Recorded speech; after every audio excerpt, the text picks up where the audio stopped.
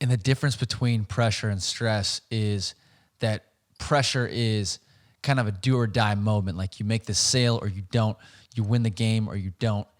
And there's a high degree of uncertainty. Is there any other factors that go into creating a pressure moment?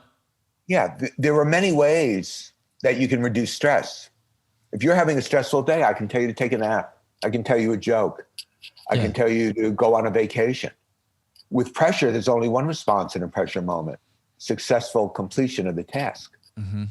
So the quarterback can tell a joke in the huddle to relax everybody, but he still has to throw the pass. Yeah. The same thing with the pilot. So that is a big difference between stress and pressure. And stress, there are many ways to decrease the feeling of being overwhelmed. When people feel stress, they're feeling overwhelmed, exhausted, tired. A lot of demands are being made upon them. They don't have the resources, or they don't perceive they have the resources to respond effectively. If you have too many financial bills and not enough money, then you will experience financial stress. So stress is a demand made upon you, and you have to respond. And when those demands overload your resources, that's when you really feel stressed out.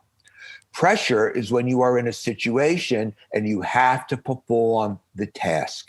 Relaxation is important, but you still have to do it.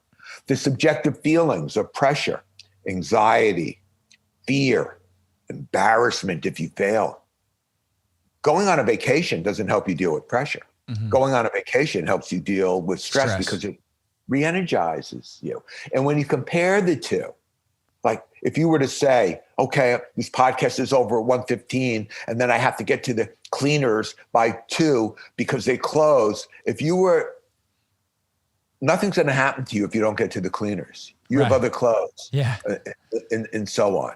Or you can delegate, tell somebody to pick it up. So when we confuse a stressful situation and we make it a do or die situation by the way we exaggerate it in our thoughts, for example, distort, the reality. We say things like, this is a disaster, and so on.